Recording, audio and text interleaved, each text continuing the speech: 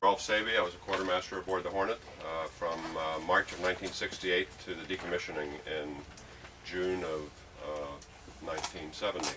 I came aboard as a quartermaster striker, which is a seaman third, if you will, and during that 2.5-year period made second class. That means that I pretty much went from learning how to navigate and making a lot of coffee to being one of the senior quartermasters on the bridge.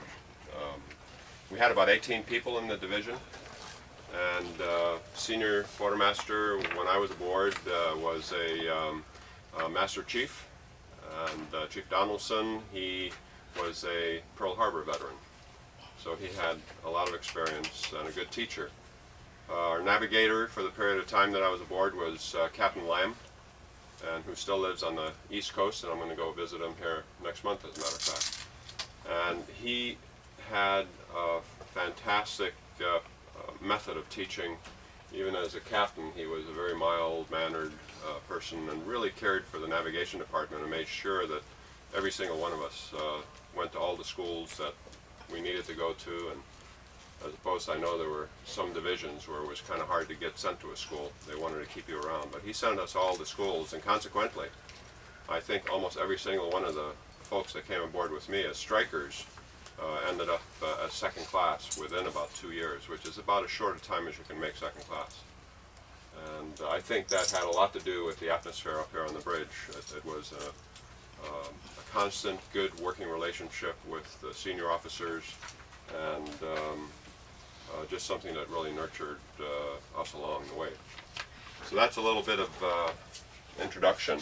I was going to start by asking, is everyone here Navy, but I'm pretty sure I think everyone here is Navy, so I don't have to explain who works up here, and that a quartermaster doesn't do supply. Someday I'll figure out why that happened, but I do get that question once in a while. When you're not working on the bridge, you have to do supply. You know, in the Army, it's quartermaster supply. So obviously the quartermasters worked up here. As I said, there were about 18, give or take a little bit, depending on people coming and going. We had typically about 3 or 4 second class, 1 first class, 2 or 3 third class, and it just depended on how the promotional process went. And then usually about a half a dozen strikers, and sometimes you'd even have 1 or 2 non-designated seaman or seaman apprentice. And these were usually people that would have come from other areas of the ship that wanted to become quartermasters, and so they would try to transfer in. And it was pretty hard to do. They had to pass quite a few tests, and if they did that, they would come up here as a non-designated, and then hopefully get sent to school and become a striker.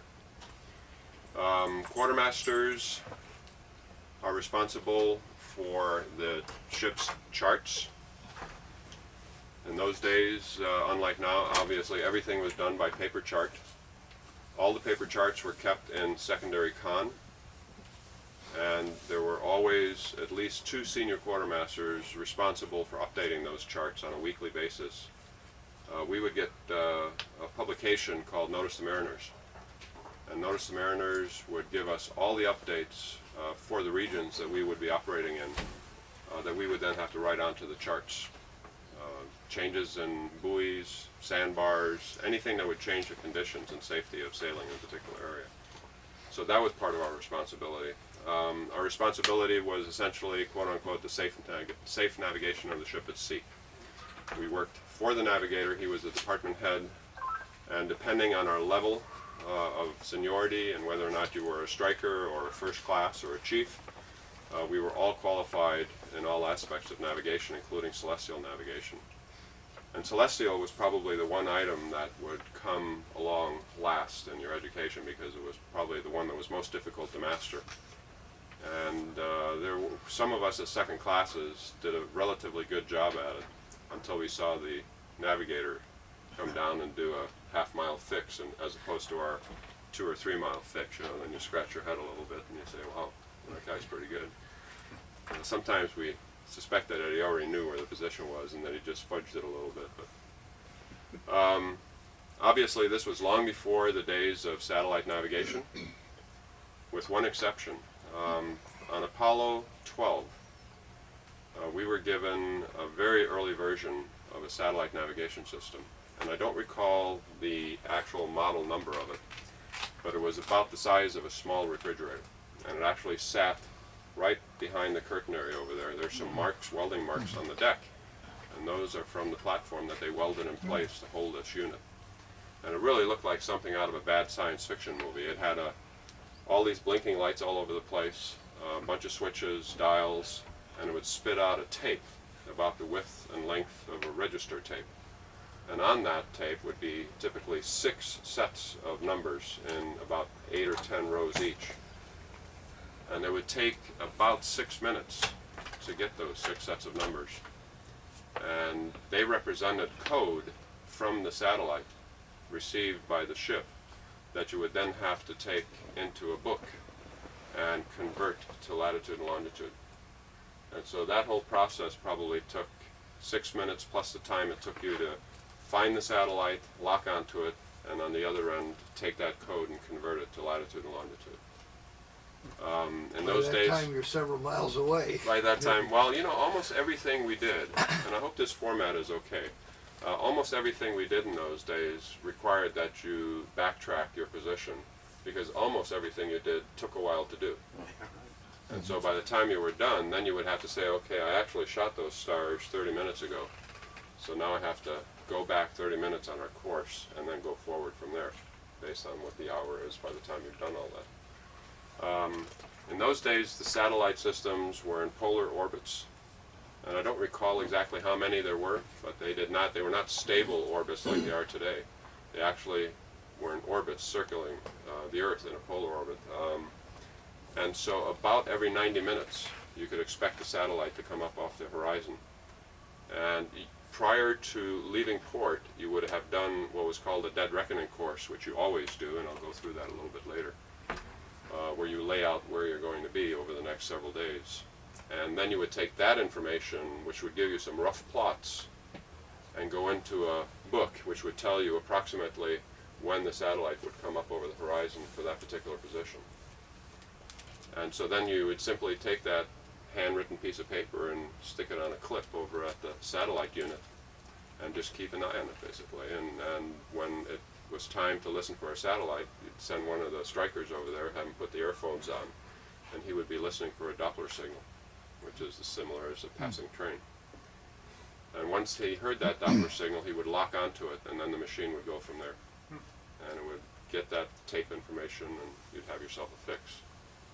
So that's the only exception to everything that you see in here. And unfortunately, although I'd love to have it, it simply seems to be completely gone as far as being able to find that unit.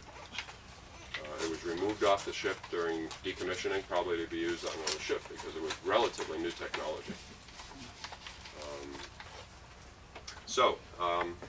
If there are any questions right off the bat, I'll be glad to answer those. Otherwise, I'll start to go around on some of the equipment here.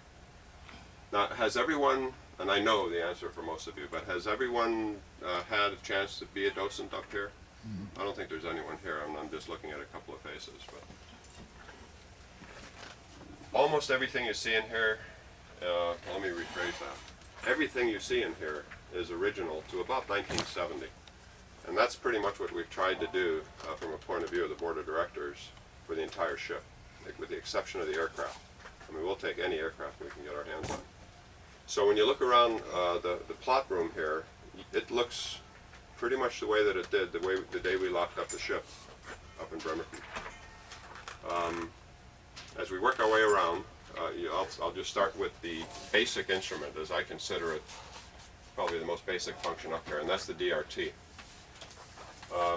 I've heard a couple of interesting explanations of how the DRT functions. And I'm not going to pretend to give you as detailed an explanation as what's written in the paper that was handed out this morning, because there's probably more information there than I know as far as the specific details. And there's a reason for that. I might as well tell you, all of us quartermasters up here knew how to operate all the equipment. But if it broke, we would send for a radar tech, a radio tech, or some other kind of tech and say, it's broke, fix it.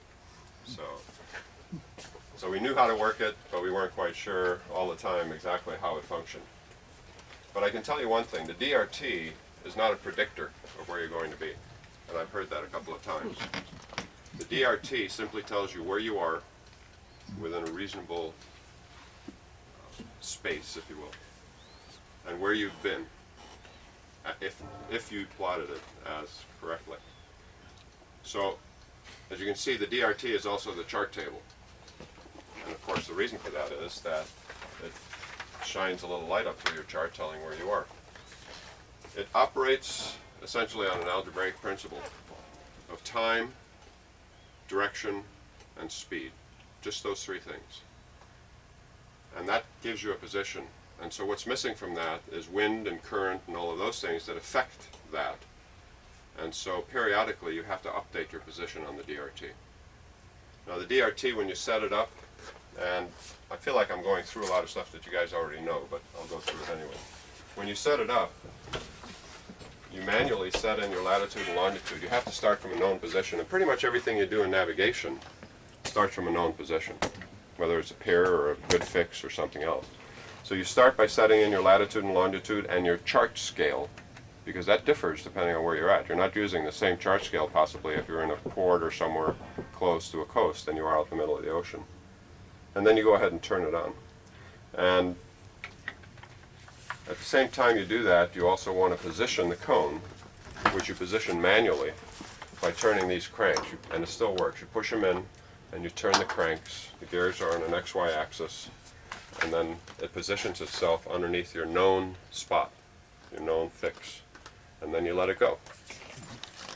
So it works really well for that, and it also works well for a man overboard. But it's not the end-all to navigation. I mean, if everything else fails, it's fairly good, particularly out in the middle of the ocean. But it has to be updated to correct those deficiencies that I mentioned. And you would update it by something that's more reliable. And depending again on where you are and what conditions, because we talked about that earlier, question came up, what's the best? Well, the best depends on a lot of things. Weather conditions, where you are you close to the coast, are you in the middle of the ocean, are there clouds, is there static in the atmosphere? All of that affects one of these instruments. So the next thing, if you're close to the coast, yes sir. Yeah, if there are any questions as we go along, you can either ask them or we'll save them to the end, I've whatever you always like. noticed there's no way to secure the chart to this surface. Did you You tape mean it? now or then? then? No, we Did used you to tape tape, it? we would tape the chart down. Tape it down? Right, exactly. We would fold the chart about the size we have it here, maybe a little bit smaller, and you would just tape it on four corners in order to keep it stable. Because if you didn't, obviously, then that position is no longer valid. So the next item, if you're close to shore, and depending on what kind of shore you're close to, if you have mountain regions and that changes. The range of the radar would be more effective if you're following a coastline that have mountains, because you can read the top of the mountains. If it's a fairly flat coast, you have to be closer in order just to see the outline of the coast. Everyone know how a radar, not how it functions, but does everyone know what we see when we look at a radar? I think that's probably the case. You essentially see a picture painted on port or starboard or ahead or behind of whatever's out there. The ship is the center of the radar screen. And so as it paints around, you'll see the coast of Sonoma if you're sailing up along there. And with that instrument, you can measure with the two dials on the bottom, left and right corners, the distance and bearing to a point of land, a mountain top, anything that you can see on there that you can find on the chart is useful.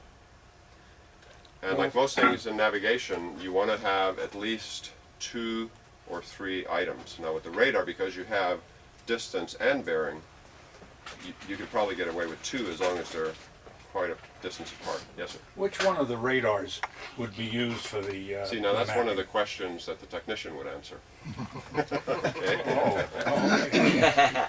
Because I know there's And no plus you're at it. particular radar No. set up for that SBS kind No, of thing. there's not. There's Yeah. not. It's the SBS 10 mostly. Yeah, I Is would it think the so. SBS 10, Yeah. which But is what the I medium know that surface search? sometimes we Surface would, search, main surface search. Main surface search, Yeah. okay. and I That's know good. that sometimes we would change it around based on conditions and where we were. Yeah, if you get the mountaintop, we then would- you can right, get but- the air search. Oftentimes, the navigator would put a little piece of tape up on the board, you know, that we're currently using this particular radar. And you can dial that in on the top there. Yeah. Can you show us where it is? Show us where the radar is. The radar unit is right here. This is Radar repeater. radar repeater is right here. Okay. And this is where it's always been, of course. I mean, we were lucky enough to have these things intact up here on the bridge. A couple of things were missing and have been restored. Yes, sir. I understand that was added in the ASW conversion, is that right? That may be. I wasn't aboard then. Oh, okay. When I came aboard this ship, everything you see here was just the way it was. All right. I came aboard, as I said, in March of 1968. So with the radar then, as long as you're close enough to land to where you can get a fix on a position, a mountaintop, an edge of an island, anything like that, you can take that bearing and distance information over to the chart and essentially reverse it from that point, draw a line, draw a distance curve across that line, and you have the beginnings of a fix. And so it's several miles out at such and such a bearing. You draw it with your compass, and you have the beginnings of a fix. So that was one instrument. Now we have, and I know that we've been trying to recover that, the Pathfinder out on the bridge. Yes. Pathfinder out on the bridge was used mostly for port and close to port operations.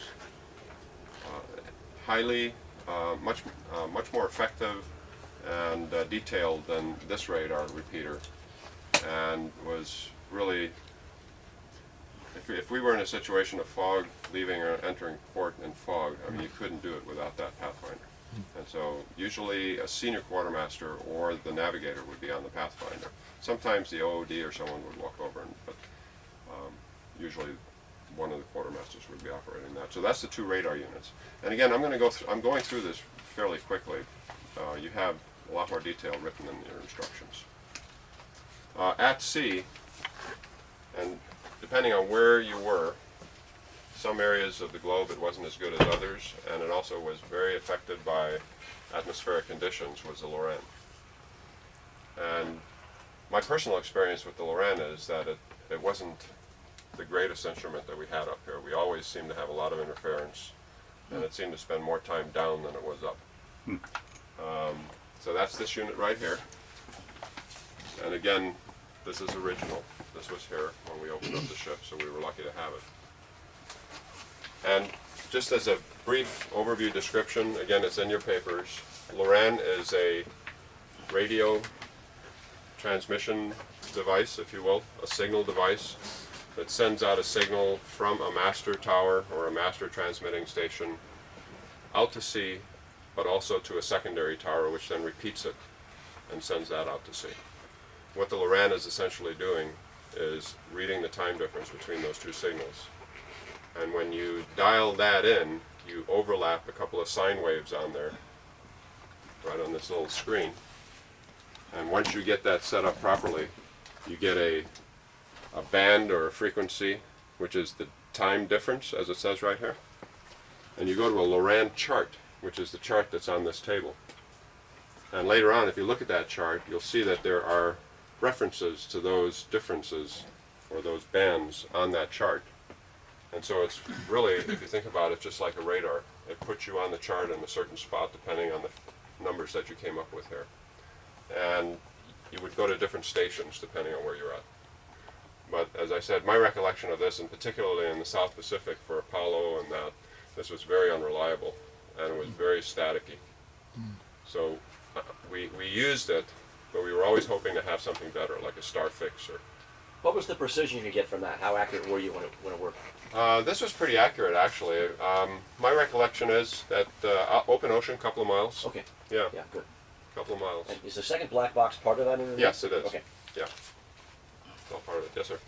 I have read in one book on navigation that gave the range of this kind of unit as much as 500 miles out. Is that at all consistent with your That's experience? probably the case, and I think that's why when we were down in the South Pacific in those areas, you were very lucky if you got it. But if I remember correctly, and I'm trying to remember back 30-some years here, you could also get a bounce signal off this, and the bounce signal that you would get was also usable.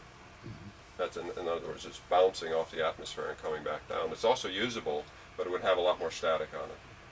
And so it was more difficult to really know if you were getting an accurate crossing of those two waves that you were looking at, those two signals.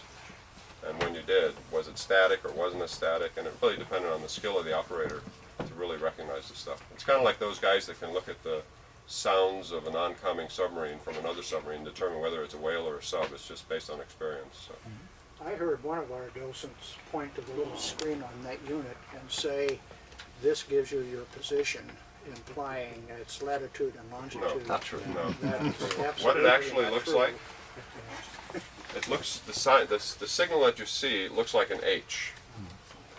And there's two of them. So there's two little H's on that line. And you go back and forth, and they're always moving just a little bit, and you're dialing in and changing frequencies and changing scales and trying to get those to overlap. And once you get those two together, then you take a reading. And the reading is not latitude or longitude. It's simply a reading It's a number. that relates to the numbers that you see on this chart here. And that information gives you latitude and longitude once you've done your How many plot. digits are there to that number? I'm sorry, pardon me? How many digits? How many digits? Is it 0.0000 or? I think it was three plus points, if I remember correctly. You can look at here and you can see the numbers on here. And I don't have my glasses with me, so I can't One see them illustration anymore. I've seen is that there are 3 digits and there's a decimal in there Yeah. somewhere. And I presume that's seconds. Yeah, probably is.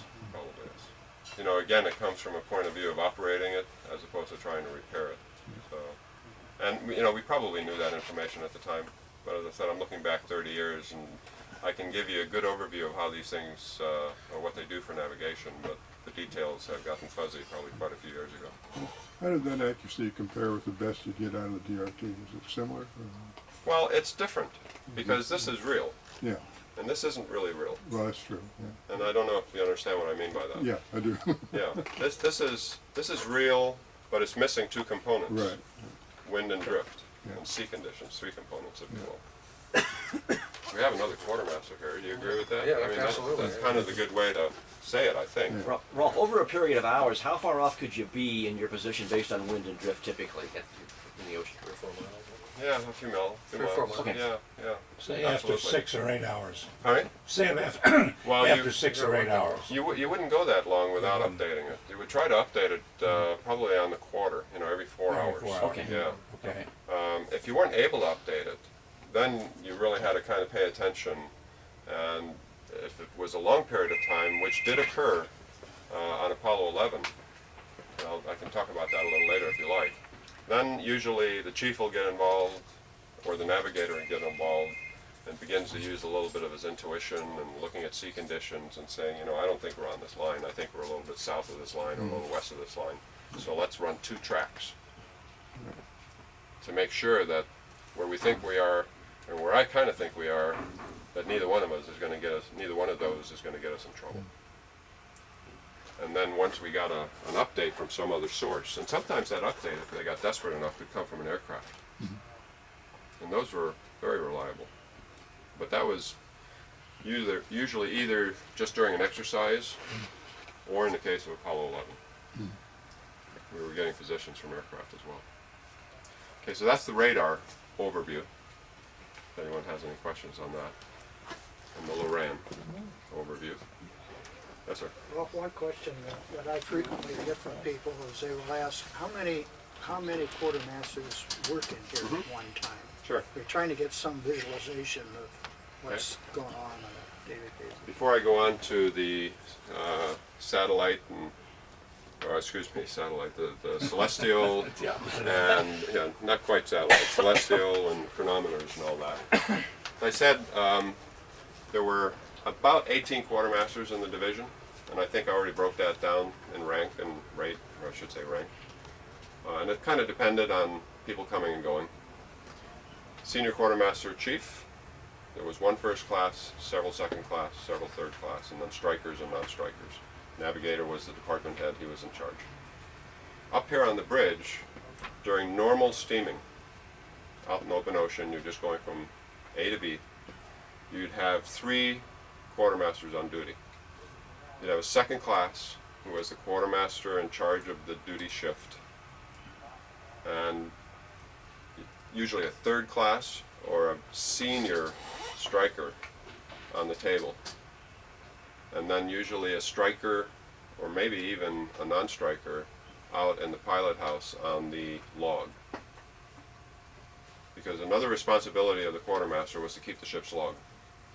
And the third responsibility, not any less important, but seemingly less important, was keeping the ship's clocks.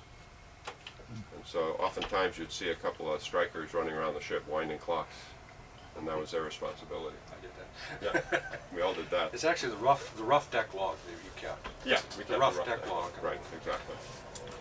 And pity the quartermaster that would let clocks wind down somewhere along the ship, especially in some of the more critical areas, because he would have a talk with the navigator. And so it wasn't as unimportant as it seems. If we were in underway replenishment or leaving and entering port, you would have additional quartermasters up here, plus usually the navigator would be on the bridge somewhere, and the chief would be up here, or the first class, and that kind of depends if the chief had been up all night or if the first class had been up all night. One of them would usually be up here.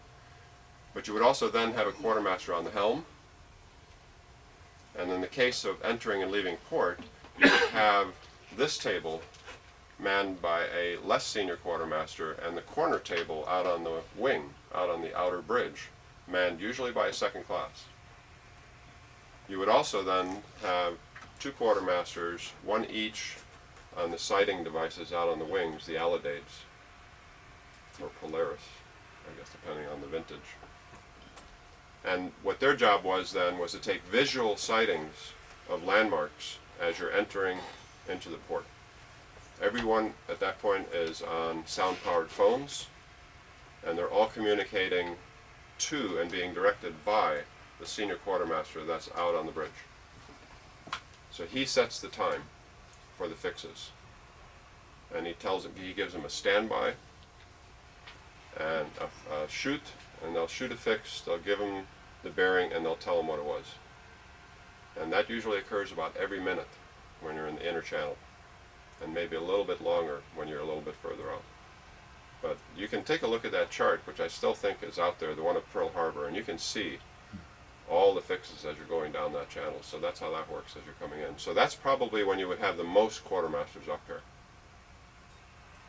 And one exception that comes to mind was Apollo 11 and Apollo 12. Every quartermaster and probably every radar tech and everyone else that was allowed to be on the bridge was on the bridge because they wanted to be up here to see what was going on. And we took turns going out taking photographs. But that's the exception. The entering and leaving port would have the most quartermasters up here, and then underway replenishment would be the next step down. And underway replenishment, as I said, you would also then have a quartermaster on the helm. You would also have a senior quartermaster behind him, which was unusual, and that was the only time you had that. You didn't even have that entering or leaving port usually, although there was plenty of us up there. But underway replenishment, and again, I don't see anyone that doesn't know what that is. Steering was so critical, usually half-degree course changes, and we talked about it earlier today, and if you've been on the helm during underway replenishment, you know that you're really steering the ship by the seat of your pants. I mean, you're steering the course, obviously, that you're given, but if you wait to see the gyro begin to roll, it's too late, because it'll roll a degree or two before you can bring it back. And the more it rolls, the more rudder you have to put on it to bring it back, and then you get yourself into a little bit of a vicious circle. So master helmsman on the helm during entering and leaving port and during underway replenishment. Master helmsmen were always quartermasters, at least on this ship. What are you feeling from the helm? How do you do that? It's really more in your feet Okay. and just feeling the ship Yeah. and watching the gyro, and it's usually pretty stable, and then sometimes you'll see a little click. That's my memory. It hasn't really started rolling, but you just begin to feel, and the All right. ship looks like it's beginning to pull a little one way or the other, and you just give it a little bit of rudder, and you take it off before the ship begins to move. Yeah. Because if you leave it on until the ship begins to move, you're starting into a turn. You don't Right. want that either. Okay. So unlike open ocean steering, and we're just kind of drifting here a little bit, but it's interesting information. Open ocean steering, you get a degree change or a rudder change, depending if it's an exercise or if it's just going to a new course. And normally, unless there were unusual circumstances, most of the time they would simply tell the helmsman to come to a new course and let the helmsman determine the amount of rudder. It was usually only during some kind of an exercise that they would actually give a rudder command as well. Come right 10 degrees rudder or something to new course. But if a qualified helmsman on there with sea conditions and all those things in mind, they would simply tell them, come to new course. Helmsman would put on a reasonable amount of rudder, usually, almost always, something less than 15 degrees rudder. And take her into a turn, go off rudder, opposite rudder as you begin to approach the new course, and then stabilize it on the new course. Good helmsman can bring it right to the new course without over or under or any of this stuff. So, the one thing we haven't talked about is celestial navigation. Probably the one thing I know less about than anything else, because I really didn't become proficient. And even then, as I said earlier, if you compare it to the chief, who was a Pearl Harbor veteran, or the navigator, none of us were really proficient compared to them. But it was really not something that we had to be qualified for or be proficient in until we became a second class. And so I had really just kind of started learning how to do celestial navigation by the time we came back from Apollo 12, and then a few months of exercises, and then up to Bremerton and decommissioned the ship. And after that, I didn't have to worry about it because I was shore stationed right here at Naval Air. But essentially, I think pretty much everyone knows what celestial navigation is. It's not only the stars, but it's also a little more complicated, but the sun and the moon. You can get fixes from all those things. Sun fixes are called sun lines, and you have to take at least 3 at 3 different times during the day. Usually 11, 12, and 1, or 11:30, 12, 12:30, depending on what you're trying to do and how soon you want the information. And if you take a sun fix, what you get is a single line across your course at a particular angle. And you take that, you leave that line on your course, and you come back a half hour, an hour later, and you take another sun fix, sun line, and you get a second line at a different angle further down the course, and again the third time. And then you bring those 3 together based on your speed, and then you move the whole thing up to where you are. So what we talked about earlier, the fact that things take a long time to do, a lot of times once your calculations are finished, you have to figure out, well, this happened a half hour ago or an hour ago, and now I'm down here, so I take this whole thing up here. Here's my fix. And those types of fixes you would do, and if they were easy to do, you needed just good weather. You didn't even need a completely clear horizon, but you did need a horizon. And that would, one of the things we'd use to update the DRT. That type of fix gave you both latitude and longitude? Pardon me? Yeah. That type, based upon the course that you want? Right, exactly. Moon fixes I can't tell you much about because I never did one. They were very complicated. Maybe there's someone in here that knows how to do one, but I never did one. Another thing I remember is that you had a different calculation whether you're doing the top of the moon or the bottom That's right. of the moon. That's right. That's exactly right. And that's not far-fetched, because you also, even when shooting a star, you use the bottom of the star, and I'll explain that in a second. And that's a lot smaller, but it not enough to, probably enough to give you a little difference, but not so much as the moon. But I never did a moon fix in reality. I probably did it in class or something, but I never did it on ship, so I can't tell you much about it. Star fixes, without getting too technical about it, because I probably don't remember all of that, but to give you an overview, if anyone asks, I don't understand how that works. Star fixes have to be shot at sunset and or shortly after sunset and shortly before sunrise, because you need 2 things. You need stars and you need horizon. And so you only get that shortly after and shortly before, right? People say, well, my God, there's a gazillion stars out there, how do you know what to use? Well, there really aren't, not at that time of night or morning. There's usually only a few stars, and I mean, you can go out there anytime and look up in the sky right after sunset, and it's only the brightest stars that are beginning to pop out, and they happen to be the ones that they've been navigating off of for 500-600 years, more than that. And so we have a book up here, depending on, well, we have a book up here called HO 214, and I think I have one somewhere around here. And in that book, you go in and it'll tell you, based on your position, global position, what stars you should see for that date and that global position, approximate position, and that time, evening, morning, etc. And you just write those notes down. You change that information into relative information, relative degrees off the bow of the ship, so that when you walk up to the platform up above, you know where to look. You get 2 pieces of information. You get the bearing of the star, and you've already converted it down here to relative bearing off the bow, and you get what's called the azimuth. The azimuth is the height of the star. So 45 would be halfway up, 90 would be straight up, and you'd want something between 45 and 90 because the horizon is usually not as accurate and not as easy to see.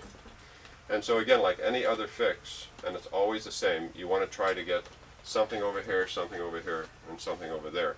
Just like you want to get a hilltop over here and a hilltop over there, and you get all these cross references. You go up and you shoot your stars together with a timekeeper, because time is critical, and you've taken your time off a chronometer. And if anyone has read the book or seen the movie Longitude, it gives incredible detailed information on the development of the chronometer and how important it was to being able to develop longitude as part of your fix for shooting stars. Prior to that, they had an idea of how far east or west they were, but they were guessing as far as north and south by looking at the height of the stars.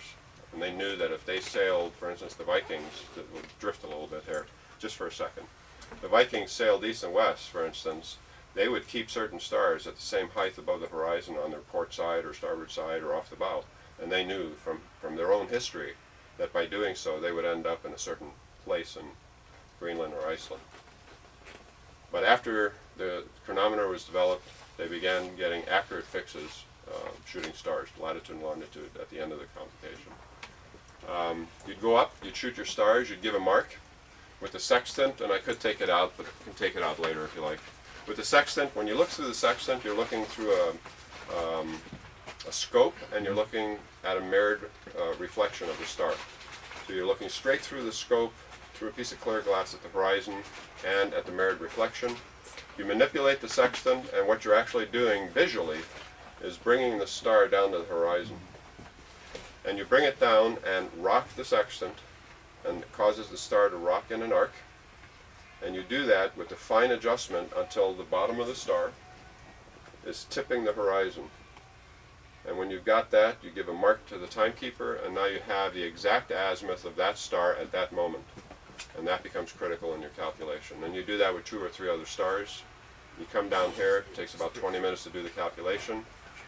I'd say the average second-class quartermaster could get a 2 to 3 mile fix. The navigator could get usually within a mile or so. And like I said, sometimes we always say, he's fudging. Overall, how long would that whole thing take, from the start 45 of shooting? minutes. 45 minutes. 45 minutes, Yeah, okay. 45 minutes. How Give or many- take a little bit. How many teams did you have out on the wings of the bridge? Sometimes shooting two. star? Two? Sometimes it was a challenge. Yeah. You know, our first class, his name was Howard Baines Mooney.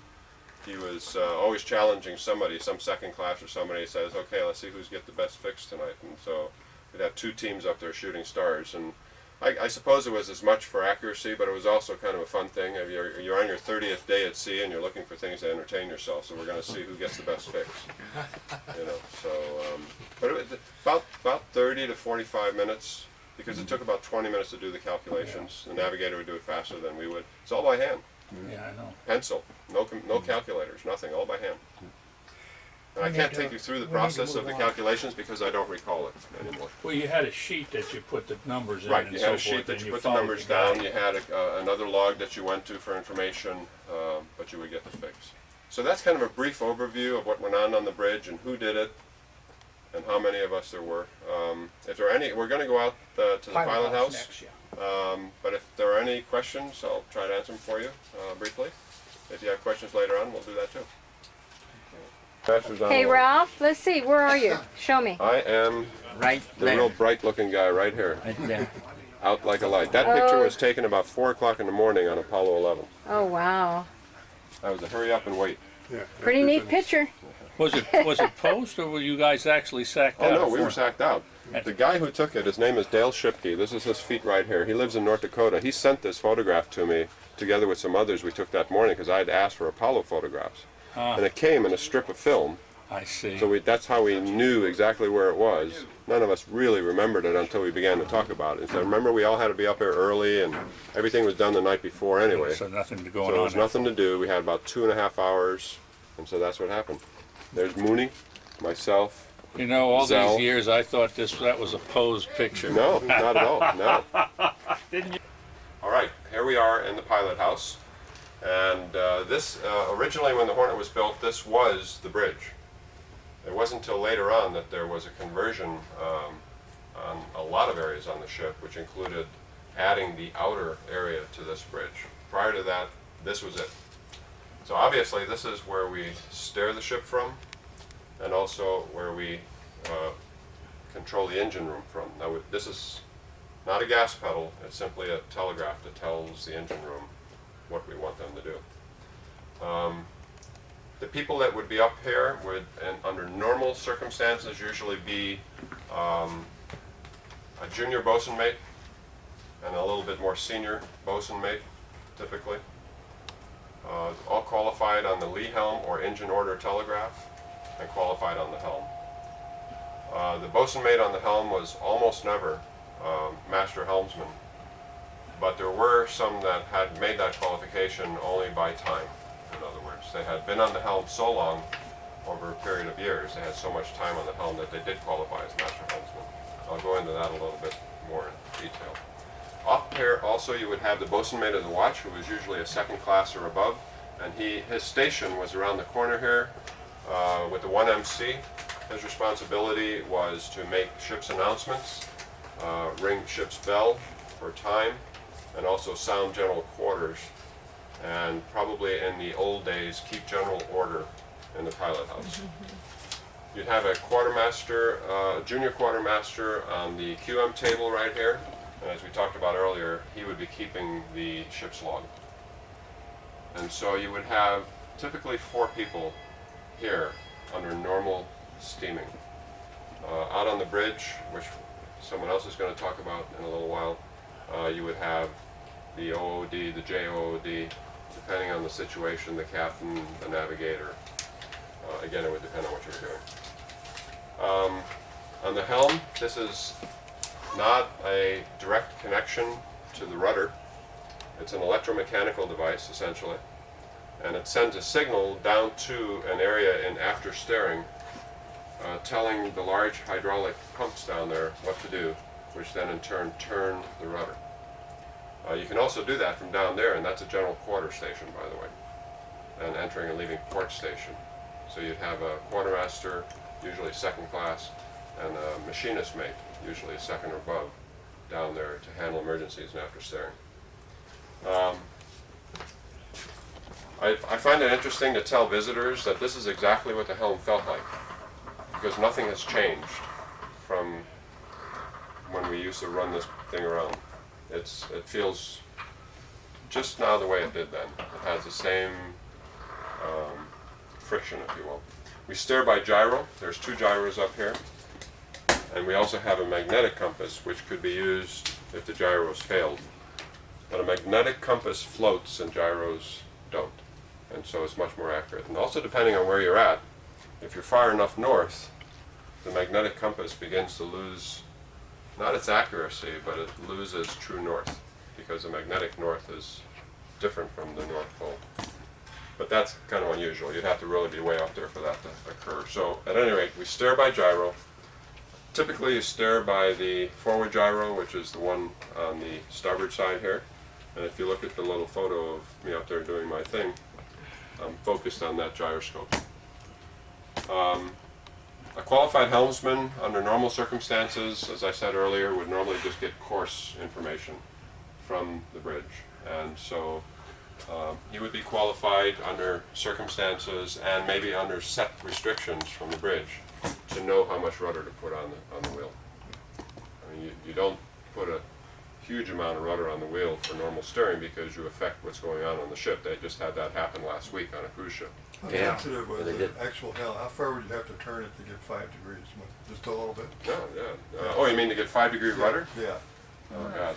I mean, would you have to turn it a couple? No, turn and a half, 2 turns. Yeah. Yeah. Okay, a couple of turns. Yeah, not maybe just at most. 5 degrees. Oh, no, no. Okay. No, if all you did was like this, Yeah. you'd pretty much have nothing, you know, I Okay. mean, well, you'd have some. But you'd give it about like so, that might be about 5 or Okay. 10, and then come back, Okay. so about that. Yeah, it gives us some idea. If people ask that, you know. Yeah. And as I said earlier, when you're sitting under underway replenishment, you did all that usually without seeing movement on here. Yeah. So you just really keep a good eye, and if you watch the guy that was on underway replenishment, he was always moving that wheel back and forth just a little bit, just to keep her dead on. You know? So it was really some of this. This is what you would see. Well, I'd say it's more about feel than anything else. More by feel, I think. Really, it is. But the And the feel was your feet. There wasn't any feedback on the wheel as to the forces on the rudder, is that correct? No, it's electromechanical. There's no mechanical connection to the rudder. Yeah. And by electromechanical, I mean it's converted from mechanical input to electrical input back to mechanical input, but there's no feedback. The only feedback you get up here is up here. You get the actual rudder angle. So a couple of things would happen. When you turn this rudder, this little brass indicator here would turn and show you how much rudder you were putting on or asking for. There's a little needle. I've disconnected this because it pegs, and if it's, I don't want kids breaking it. When the rudder starts to move, this little pointer here, which says rudder, is the actual rudder movement. So So you get the visual feedback. So that's the actual position is the dial that we're looking at. That's But that little, this that says rudder, that is the rudder angle. and the one behind the wheel, which I never understood, that's what you're That's what I'm asking for. asking for. Okay, as I turn this arrow goes to 5, 10, 15 degrees. And that shows what I'm asking for. Otherwise, I have no reference.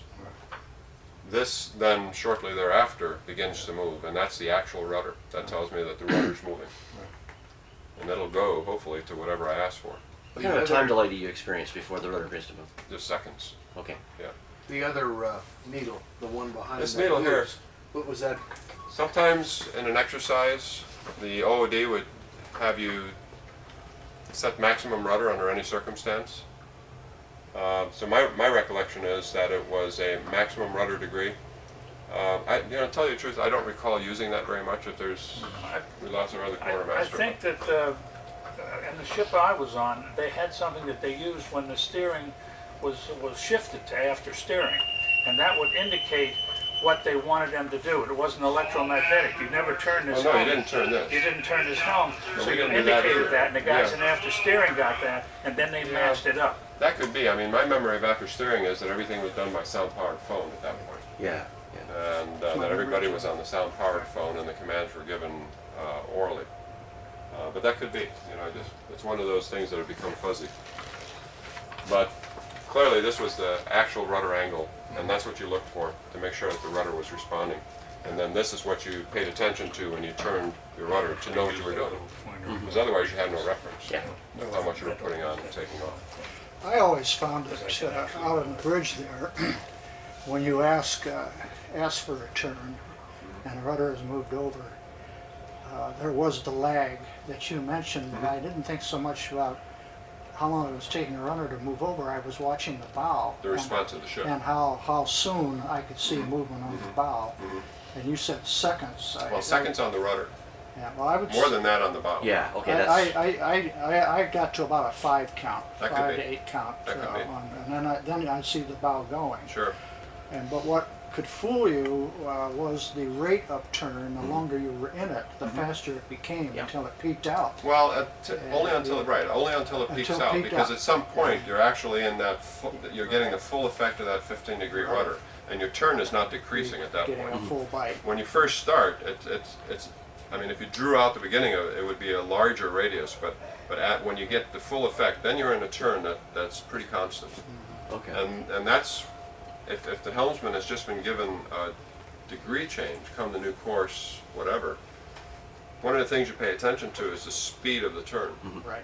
And you're seeing this thing whipping past you here, and you're obviously calculating that I'm now 30 degrees away from the new course and I'm beginning to take off a little rudder. I'm 10 degrees from the new course and I'm centering the rudder and beginning to put opposite rudder to stop the turn. Good helmsman brings it right into the new course and doesn't do any of this Yeah. stuff, And that's especially important when you're set up to launch aircraft and you're due to launch at 5:30. And when you swing around and steady up on that course, you don't want to be wiggling all over the place. Well, it's trying not only to- that, but trying to oftentimes get they're signal. sitting out there ready to go. Mind your helm. Well, that's the other one. I'm going to tell you about And that. as a green OOD, again, I'll agree with exactly what you said. Early on, I somehow had this idea that I would give the rudder angle for the turn, and then I would control the shift. to steady up. Well, I can tell you, I learned pretty quickly that was stupid. I had a very qualified helmsman back here, and there was no point in me doing his job, Yeah. which he could do better than I could anyway. Yeah, you would never, I mean never, Right. have a situation where you didn't have someone on the helm that had a certificate, either Yeah. just a helmsman certificate or a master helmsman certificate. Yeah. And if you did, there was a qualified helmsman standing behind them. Yeah. When we were training helmsmen, when they were getting their qualifications, first of all, they would have to ask permission from the OOD, and then they would have a quartermaster typically behind them, and they would have to sign off the hours that they had on the helm until they were qualified. So you never had a situation where you didn't have someone either hands-on or right behind that were fully qualified. The only thing I can say in defense of that practice early on was that it taught you what skills the helmsman obviously had in order to do what Sure. they were doing. And you know, a good OOD or JOOD would, and this is what you Yeah, just we learned mentioned, that. you know, he'd stick his head down here and he'd kind of look, and he was looking at that little whitewash back there to see what the helmsman was doing, and if it was nice and clean, he probably wouldn't say anything. Yeah. But if it was like this, he would stick his head through the window and he'd tell him, mind your helm. Yeah. Nasty words to hear. Yeah, yeah, mind your helm. That meant that you weren't paying attention to what you were doing, and you were overcorrecting constantly, and you get yourself into this thing. So, and that's just a matter of feeling the ship, and recognizing that it's beginning to drift a little bit, and you just put a little rudder on it, and it prevents the drift. And it's like driving a car. I mean, you don't hold the steering wheel like this, because you're going to hit something. I mean, you're doing this, so that's kind of common sense. Lee helm, engine order telegraph, and I don't see anybody here that doesn't understand this, so I'm doing it for the camera essentially, but Lee helm, engine order telegraph, it tells the engine room staff what to do. There's a unit down there that's relatively similar to this. It's on a bulkhead, on a wall, and they get the same information down here that we send from up here. Information comes from the bridge to the Lee helmsman. He's on a set of sound-powered phones. As a matter of fact, I think that picture shows him there. Yeah. And so he can verbally communicate with the engine room as well. But he would set the general speed command, which might be all ahead, 1/3, 2/3 full, whatever it is. And in the case of underway replenishment or some other exercise where speed is critical, they would also then set specific RPMs. And my recollection is 254 was the highest RPM we have, and it's just a number that sticks in my brain for some reason, and I don't recall if that's completely accurate, but I think that's about right. But the RPMs for underway replenishment were adjusted by single or double RPMs. And I don't think you were here when I talked to you about that. Out on the bridge during underway replenishment, the captain or whoever had the con would be sitting in the wing position there. You'd usually have a JOOD or an OOD standing in the hatch here, relaying the information directly from the captain to the helmsman. Helmsman was a master helmsman and had another master helmsman standing behind him during underway replenishment. Always the case. Yeah. I have photographs of that. We had a little board up there for the captain to see, which had a brief history of the commands that he had made over the last few minutes. And so you would go down probably 8 or 10 commands, and then you would erase and sum and go again. The reason for that was twofold. One, so he could remember what the last thing was he told you, but more importantly, so he could see the trend of the ship. That's good. Were we slowly drifting one way or the other, slowly pulling back to where he needs to do more than just add 1 RPM, he needs to kick it up 2 or 3 RPM. And so he could look at the last 3 commands and say, were they all right rudder? Were they all left rudder? Or were they just back and forth, which is probably fine. And degree changes for underway replenishment, unless there was a course change, was usually done in half degrees. And so to be steady within the half a degree on the helm required Wow, a helmsman what a with lots of touch. practice. Yeah. Yeah. So Well, you have that expanded scale above where 1 degree is, on the inside scale is just that little bit, Right, but then but on the expands out. top, An you can expanded see. scale that they use. But keeping a ship on a half degree course was you usually didn't go into underway replenishment unless it was a crisis, which it wasn't ever for us, but if you were in any kind of seas at all. I mean, it was something that you tried to do when the seas were relatively calm. But I do recall destroyers coming up and taking heavy water over the bow and being hooked up to us for fuel oil. And but you know, they would do that more often than we would, so. So that kind of explains everything here. This instrument here, I have just a little bit of knowledge about. We debated literally for about a year to try to recall what it was. The best explanation that I can come up with, and I've looked in all my books and I have found some reference to it, is that it controls speed lights up on the mast, which are lights that, and it still works, by the way, that's why the handle's missing. We haven't come up with a good way of turning it off. So if you actually turn this on, it starts buzzing, and I don't know if the bulbs work, but if they did, the lights would come on. But it shows lights, a light configuration up on the mast, which indicates speed, and I'm not sure course, I think just speed. And that's done for if you're sailing in a group of ships, so the information is visible. I don't remember ever using this thing, to tell you the truth. What, was it in this position when you were on board? Oh yeah, it was right there. Nothing here has changed. Except these handles here, obviously, Yeah, well, these handles are here just to keep the kids from playing. and taking them away. So that's about it. Over here we have the quartermaster table. I think I already talked about that. Yeah, the captain's cabin. So usually, if an exercise, this plexiglass here had a plotting board on it, masked out, and you'd have someone from CIC, Combat Information Center, on headphones. One of the backward riders. Right, let's see here. No, The forward this guy would rider's be a there, regular rider. Yeah, up here. And he would be putting down information, and Captain could look through. You know where this voice tube goes? Pardon me? Do you know where this voice tube goes? One goes out forward, the other one I think goes down below. Down below? Yeah. We never used them. They would stick their heads through the porthole and Yeah. yell the command. We were really never in a situation. I mean, we were in real general quarters a couple of times, but not World War II style Yeah. stuff. So you didn't have to close all these portholes and pretend you Well, were we under did that, attack. but I mean, it was for exercise. Yeah. But we, tell you the truth, 8 months in Vietnam, and the only time that we went to general quarters was when we went to North Korea, when North Korea shot down that Air Force plane in March of '69. That's the only time we went to real general quarters.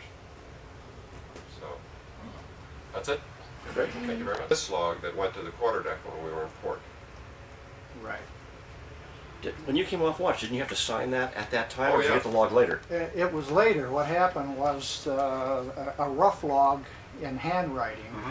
They used to call it quartermaster's log notes or something like something that. like that. Quartermaster And log. then this was taken away and was typed up in smooth form on a standard sheet. Yeah, but we never saw that. You don't know where was that done? I Was have it no done by idea. navigation? That, or- Must have no, been. it was not done in the navigation department.